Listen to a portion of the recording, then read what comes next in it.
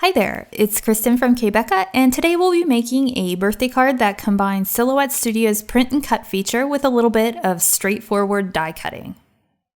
We'll be starting this project off in Silhouette Design Studio, and I have a couple of files open. First is the Birthday-versary Numbers die cut set, which includes numbers both with and without candle flame tops, as well as ordinals, so you can make cards for specific birthdays and anniversaries. For example, a 1st or 2nd birthday or a 25th anniversary. The set also includes a standalone candle wick and flame so you can make custom candle shapes. So, first I'm going to ungroup the die cuts by going to the top menu and selecting Object, then Ungroup. After I do this, you'll see boxes pop up around all of the individual elements in the set. I'll click on the artboard to deselect everything. I'll be layering the plain numbers over the numbers with the candle tops for this card. And normally I'd also cut the candle flame piece from each candle, but I'm going to do something a little bit different for this project. So I'll just need the numbers and the coordinating candle top numbers.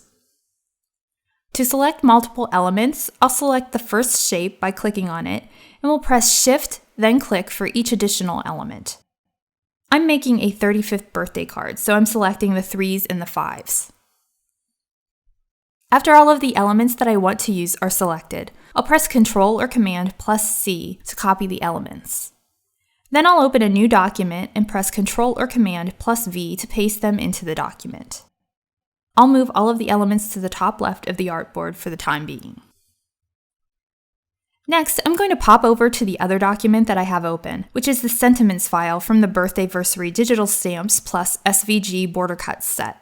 You can find both this and the Birthday-versary Numbers die cuts in the k.becca shop, and I'll include those links for you below the video.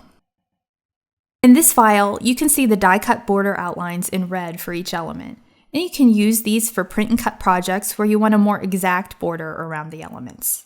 I want to use the Make-A-Wish and blow out the candles. I'll grab the fire extinguisher sentiment for this card. So first I'll click to select the grouped elements, and then I'll go up to the Object menu at the top of the screen and click Ungroup. You'll see the boxes appear around all of the individual elements in the set. And I'm going to click and drag until the 2 elements that I want to use are selected. Then I'll press Ctrl or Command plus C to copy them, and I'll click over to a document where I've already created the 2 rectangular panels that I'll be using for the card. The rectangles are sized to 3¼ inches by 4½ inches, and 2 3/4 inches by 4 inches. And I'll be cutting the larger panel from one of the patterned papers from the Happy Birthday Patterns set that you can find a link to below the video.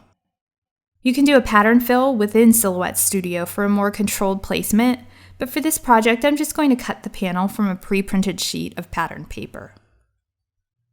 I'll be turning the smaller panel into a print and cut element that contains the sentiment. So first I'll press Ctrl and Command plus V to paste the sentiment that we copied earlier. As you can see, the sentiment is a little bit too large for the panel, so we'll be scaling it down to fit. But before I do that, I want to get rid of the die cut outlines around the sentiment.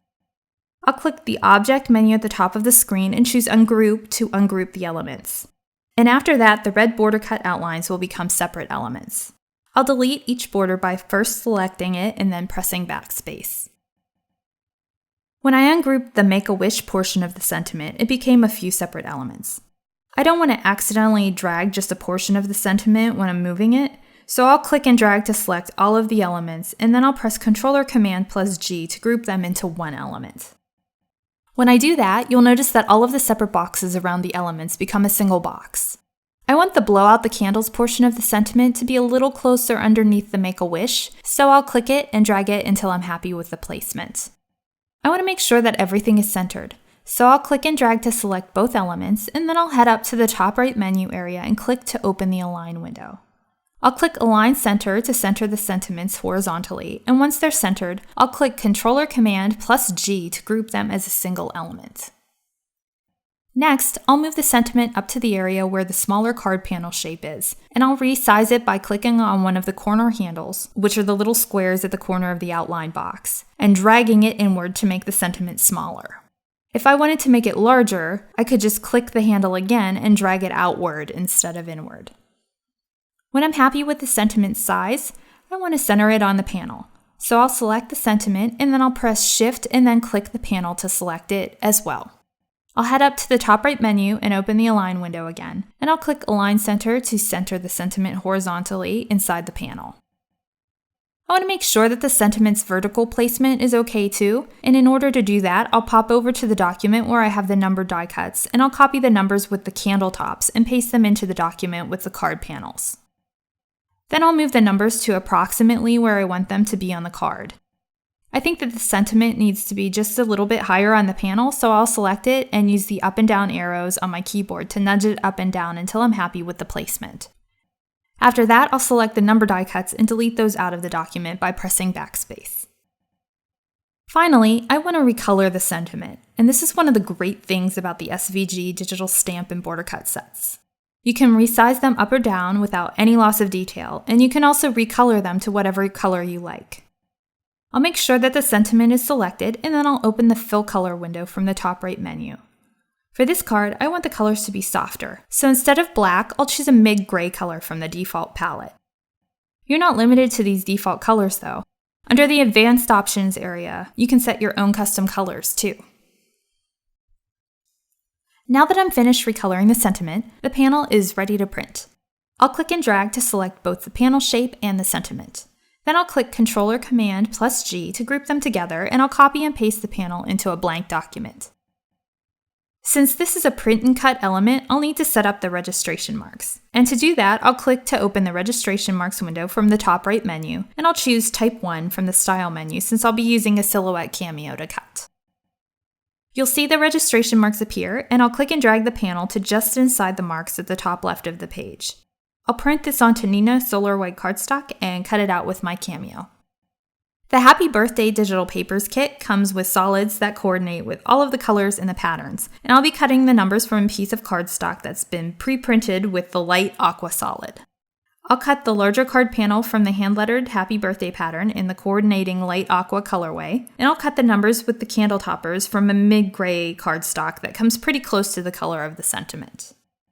I'll see you on the flip side to show you all of the pieces after they've been cut. Okay, so I've just finished cutting all of the elements for the card, and I really like how the gray on the sentiment printed.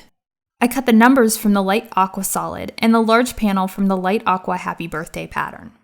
I set up a single sheet with half covered in the pattern and half with solid before printing. Unless I know that I'll be using most of a page for a project, I like to set up a single page with multiple patterns, so I'll have less scraps left over. Since the numbers are layered elements, I'll take some Tombow Monomalty liquid glue and dot glue all around the number portion of the bottom layer, which has been cut from gray cardstock. Then I'll line up the top layer over top and press it down to adhere. I really like the Monomalty glue because it allows for a little wiggle room before it dries enough to adhere everything in place. After I'm finished with the first number, I'll do the same thing for the second number, and then I'll set those aside for later. Next, I'm going to take the two card panels and adhere those together. But first, here's an argument for using the pattern fill option that's in Silhouette Design Studio itself. So I cut the larger panel from a piece of cardstock that had been pre-printed with the pattern that I want to use. I didn't pay much attention to the placement of the cut shape, and I don't really like the blank area at the top of the panel. If I had paid more attention before cutting, or if I'd used the pattern fill option in Silhouette Studio, I would have had much more control over the placement and scale of the pattern within the panel. It's not a big deal though. I just trimmed off that blank area at the top with my paper trimmer. I almost trimmed off more along the sides so the panel would have been even the whole way around the smaller panel, but for this project I think that the unevenness was subtle enough that it worked. So I went with it and adhered the smaller panel to the larger one with a double-sided adhesive runner. After that, I'm ready to adhere the number candles. I want the candles to have some dimension, so I'm attaching them using dimensional foam adhesive. I just cut larger foam adhesive squares into smaller squares and strips, so they'll fit the back of the number candles. Once I've covered the back of both of the numbers, I'll peel off the protective paper and will position them above the sentiment on the front of the card. When I'm happy with how they're positioned, I'll press them into place. Now I'm going to attach the card panel to a top-folding A2 card base. And this is basically a piece of 8.5 by 11 cardstock that has been cut in half vertically and folded in the center to make a base that is 4¼ inches wide by 5½ inches tall when folded. I'll cover the back of the panel with double-sided adhesive and will adhere it to the front of the base. I'm almost finished, but I want to add one last little detail. I didn't cut flame pieces for the tops of the candles for this project. Instead, I'll be using these platinum stickles to create glittery flames. I'll cover the flame areas on each number candle with the stickles and let those dry completely. And after that, the card is finished. I hope that you enjoyed this video, and if you'd like to see more die cut and print and cut card making videos, please give it a thumbs up and subscribe. Thanks for watching, and I hope you'll tune in again soon.